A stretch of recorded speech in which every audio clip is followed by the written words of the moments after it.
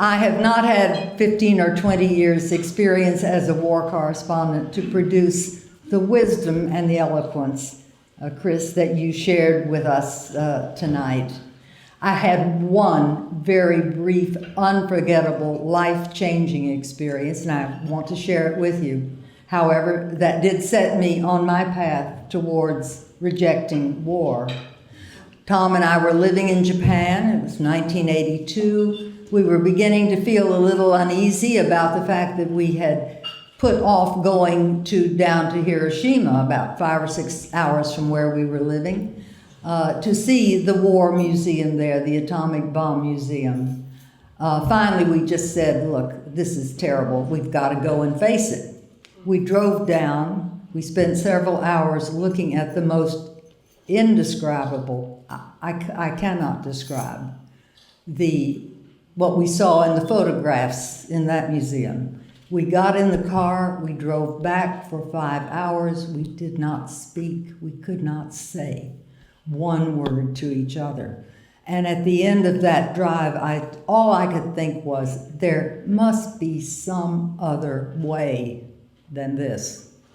When I came back to the U.S., I found myself beginning to be interested in peace groups, which I had really not paid much attention to before. And it was, I was a lifetime Presbyterian and had never heard of the Presbyterian Peace Fellowship. That will give you an example, I think, of where I stood with these things. Eventually, I ended up in the Peace Fellowship, where I began as very much a beginner, learning the ABCs of what active nonviolence means.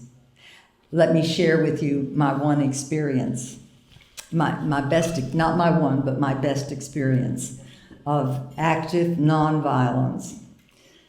I was 75 years old, see, it's never too late, and trying to retire, when Rick Ufford Chase returned from a trip to Colombia with the following message. The leaders of the Iglesia Presbiteriana de Colombia, we call it the IPC, had been speaking out against the violence that had been racking their country for decades. And they were being threatened because they spoke out against that violence.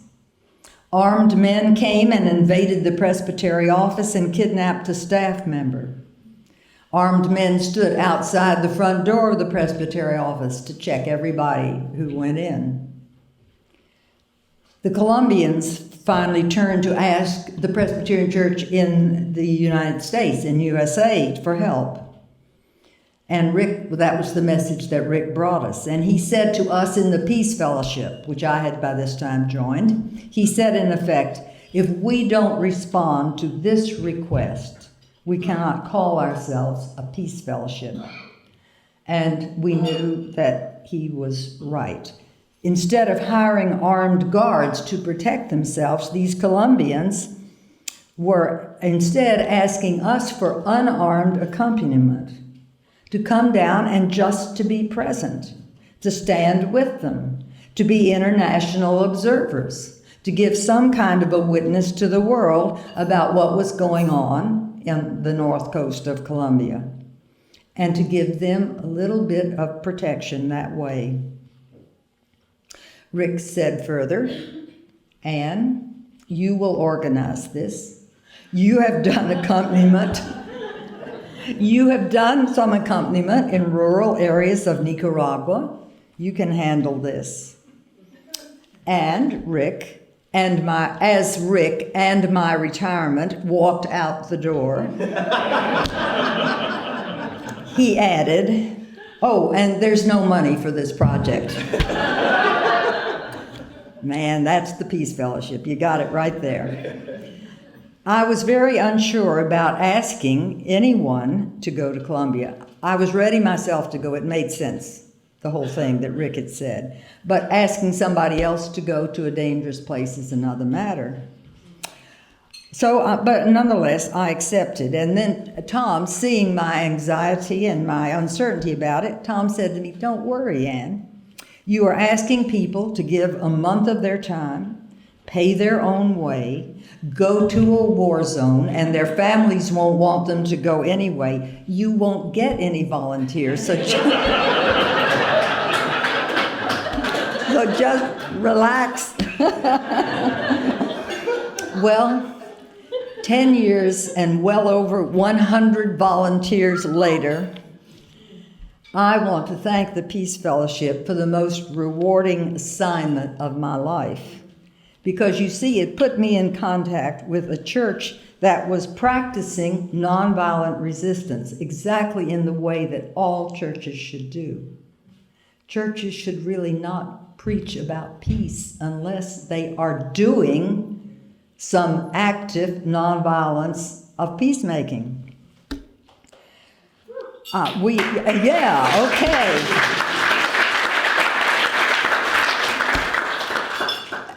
All right, okay. We just leave that at that. But at any rate, we're very good about talking the Christian message and not doing anything about it until at least it's too late and so forth. So I told Tom that I would announce a training for this new program, and that if 6 people came, we would go ahead and start the program. Well, 6 people came. There was no way out for me, was there? And with the help of the Christian peacemaker teams and Witness for Peace, both of whom were already accompanying endangered Colombians in dangerous places, we held the training and we benefited greatly from their experience. In November of 2004, our first team of 2 persons went to Barranquilla.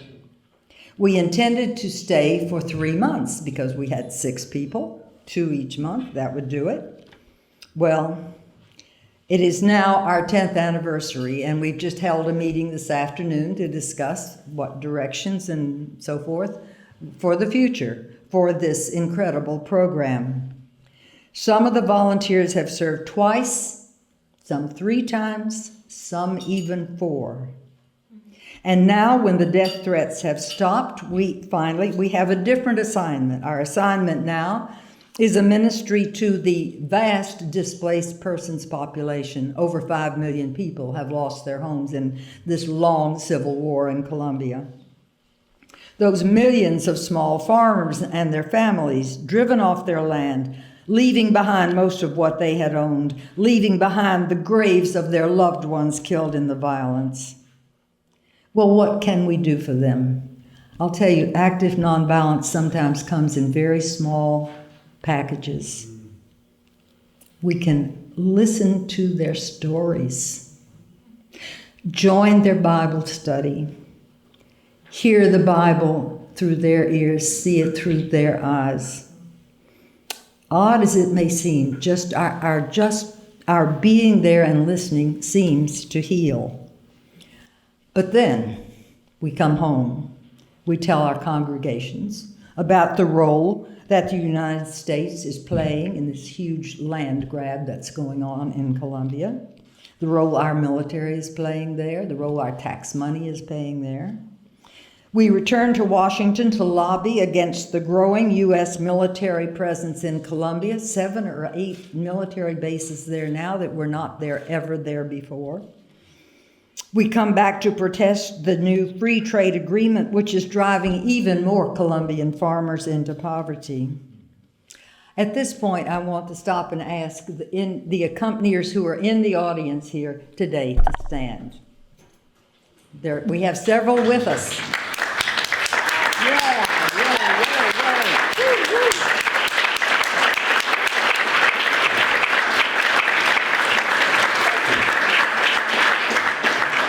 Okay. And I'd also like to mention the names of those who have administered the program. I think only one of them actually is here tonight, but Charles Spring, Kelly Estrada, Sarah Hinken, Linda Eastwood, Jess Hunter Bowman, and the one who is with us, Shannon Vance Ocampo. And let's give them a hand in that sanctuary.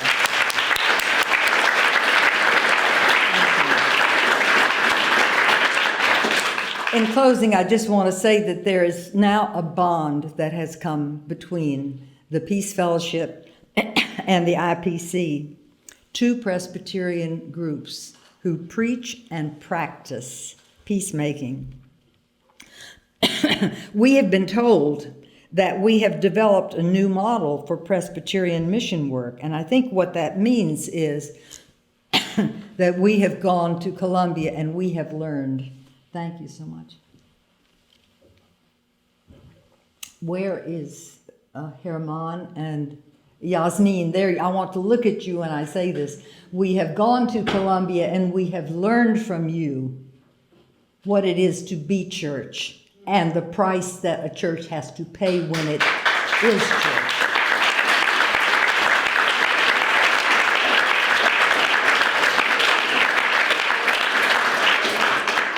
You and your colleagues are brave people, and you even have hope. You give us many gifts. And what you have learned, I hope, is that you are not alone in your time of crisis. That's our message to you. So I want to thank Herman Zarate, Yasmin Mosquera, who are with us tonight, for taking such good care of us in Colombia, too. All of us who've gone down, we have to ask the question, who is accompanying whom? Who is taking care of whom? Okay. You are the greatest. Well, for me, it has been an incredible 10 years. I'm now 85 years old. I can no longer protest. I can no longer march. I hope younger people in this room are out there protesting and marching for me.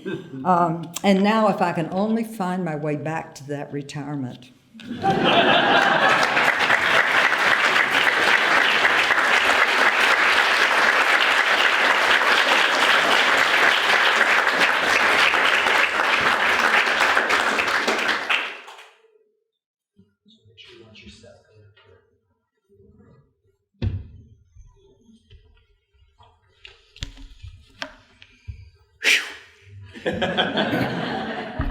So how do you follow these acts? By coming last. That'd give you hope. But it hasn't been so rich. And I'm so full of gratitude. I guess I should mention first the fellowship. And specifically Shannon and Chris, who came to our abode early in the summer and proposed that we do this, what we're doing tonight.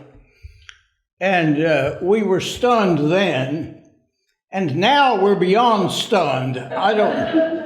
It may take a while to recover from the headiness of tonight. And Herman, God bless you. Because you're a source of blessing to those of us who know you. And you are one of those people who, because of the generosity of your spirit, make life more abundant for the people who are around you. So thank you for that very, very much.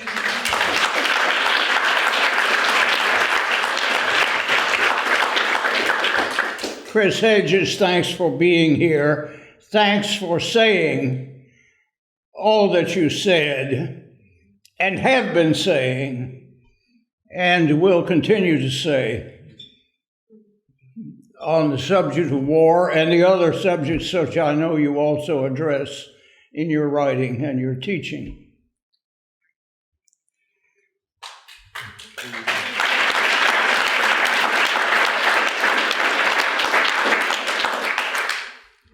I've always said that the most immediate reward in working for peace is that you get to meet the best people. So it's more than double the pleasure when some of the best people decide to give you an award, and many of the rest of the best people come to help them do it. So we're very, very grateful for all of that. Tonight I'm full of memories, and one of the most cherished is from the day in 2006 when I pushed Mita Yukina across the line at Fort Benning in a wheelchair. Many of you will not have known Mita. She's no longer with us. More's the pity. But I always thought of Mita as the loud and truthful voice of Witness for Peace. And I miss her very much. It was she who recruited Ann into the organization, the Peace Fellowship, a move that led to our ongoing support of the campaign to close the Military School of the Americas at Fort Benning, Georgia. There came a time when Mita's knees went bad, and so she was in a wheelchair that year at Fort Benning, and she asked me to push her in the wheelchair. Over the line we went, but we did not get arrested. And the reason is that in that particular year, there were so many hundreds of people crossing the line and 20,000 people supporting those hundreds of people who were crossing the line that the Army couldn't cope with us. So it put almost everybody onto buses and carted them off of the post once they had gone onto it.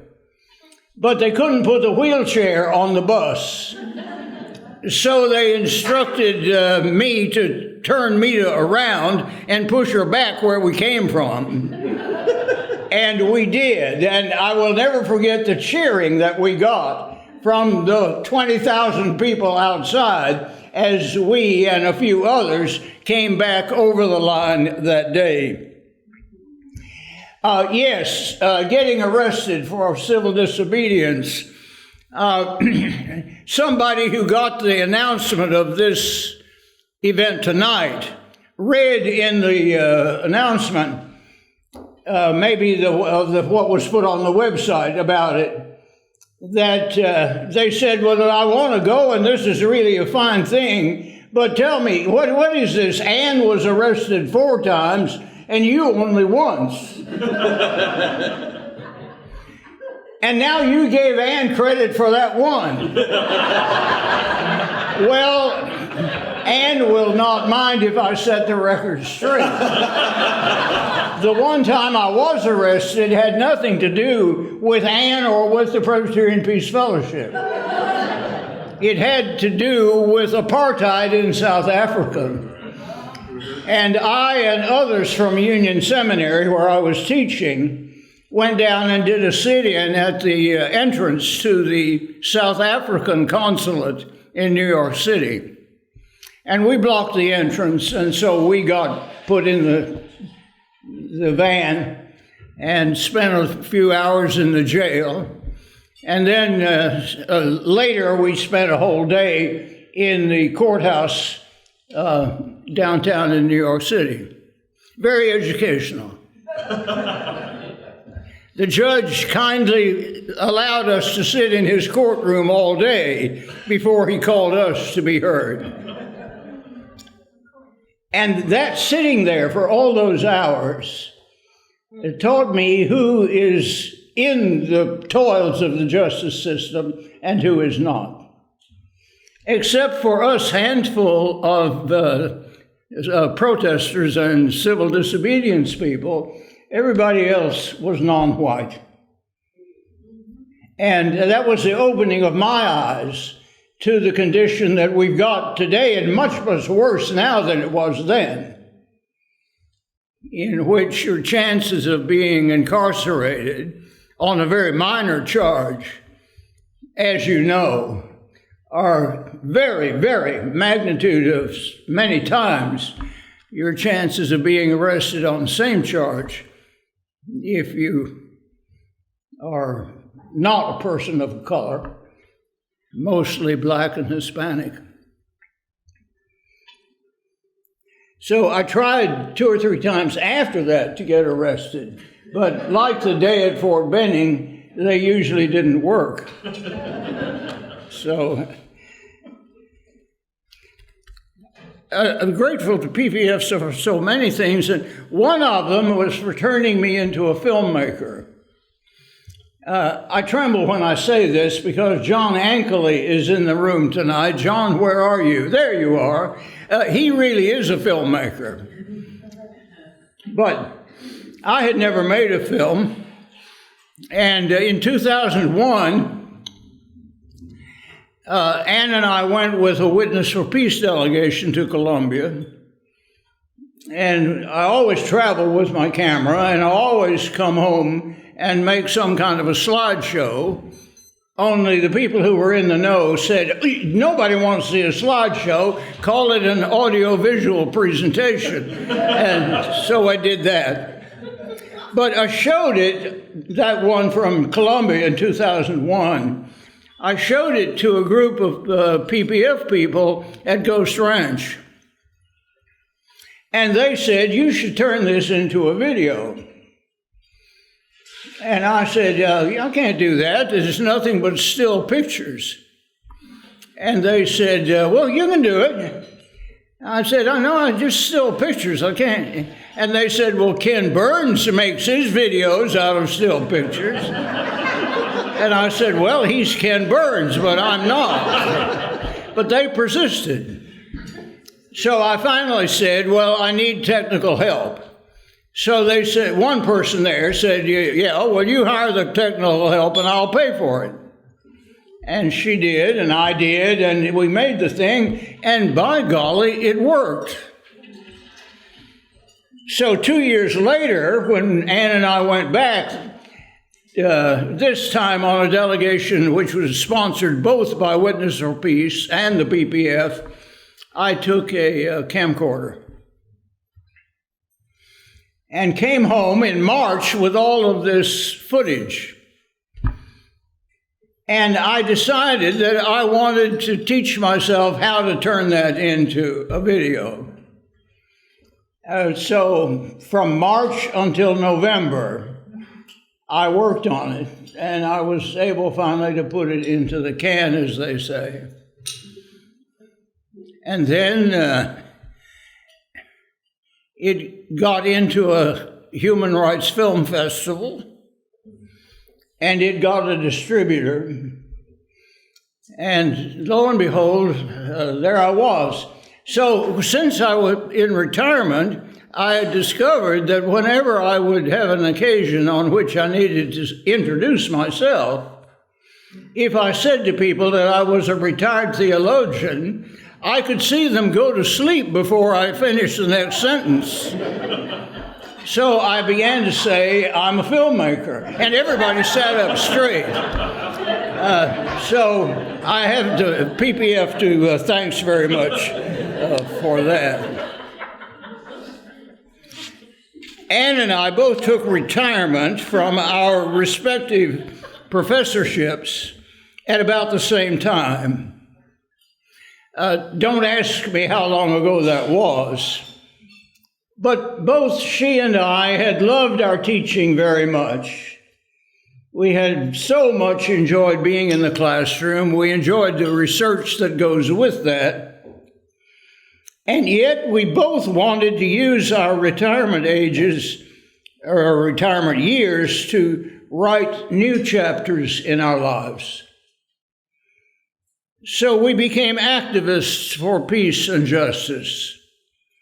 At first, largely through Witness for Peace, and later through the Presbyterian Peace Fellowship. Our spheres of interest overlapped a very great deal, but they were slightly different. Ann's primary emphasis lay at first on Central America and later on Colombia, while mine fell mostly on Haiti. And the Haiti work was done mostly through Witness for Peace. When later I became drawn to PPF, it was partly because of Ann, of course, but it was also for a different reason. And that is what I want to talk about now. And you said, Rick, that I've performed a service for you in telling you to keep on target. I'm about to do it again. I expected nothing less. What I saw in the Peace Fellowship was a way to reinvigorate and to re-implement my opposition to war. And tonight, I think maybe the tables are turned, by which I mean, I think I need to use this occasion, however briefly, to challenge PPF to reinvigorate and re-implement its opposition to war. Now, PPF is involved in a number of very good, worthwhile, not to say important, worthy projects. The Accompaniment program in Colombia, justice and peace in the Middle East, closing the SOA at Fort Benning, getting guns off the streets in America, and more.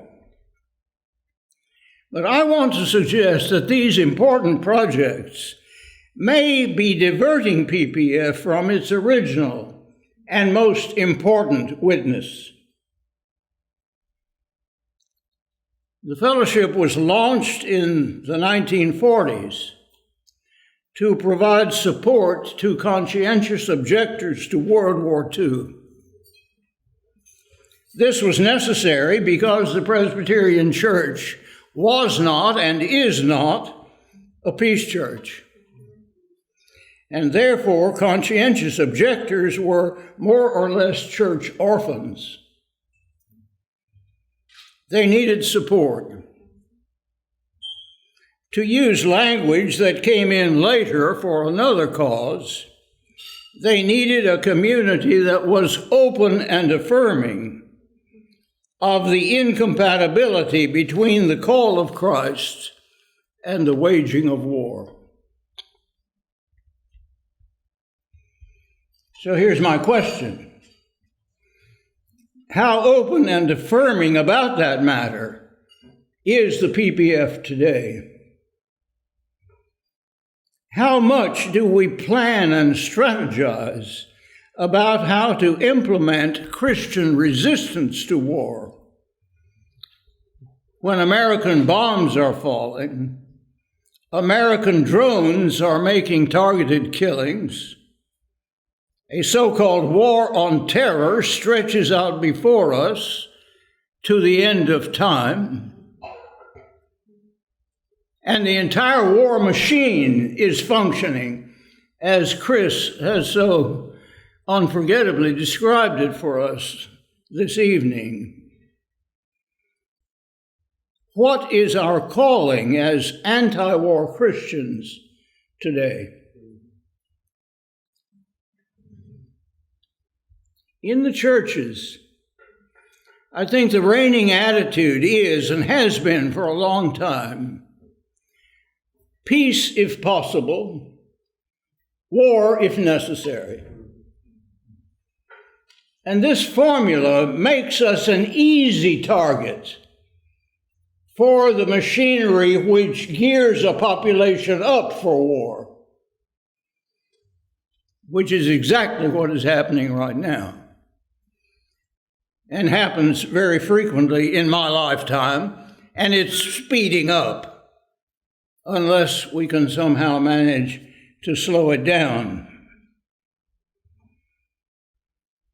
In the churches, Christian opposition to war has been pushed into the corner by loud voices falsely claiming the mantle of realism. The implication is that war is more real than peace. Think about it. The implication is that war is more real than peace. And I want to say that that claim is a theological and an ontological betrayal of the Christian gospel, a surrender to the powers of this world with disastrous consequences. And on that matter, it seems to me that PPF needs to speak not timidly and occasionally, but bravely and consistently. It needs to speak not only to the Presbyterian Church, but also to any others in the world whose ear it can catch. And we need to speak not only with words, but also with actions. In a time of war, we need to do civil disobedience. The other night, I listened to an anti-war activist say that civil disobedience is necessary in order to expose uncivil obedience. Heeding and going along with the nation's call to war is uncivil obedience. We need to counter it with civil disobedience, which means to obey an authority which is higher than the law and higher than the state.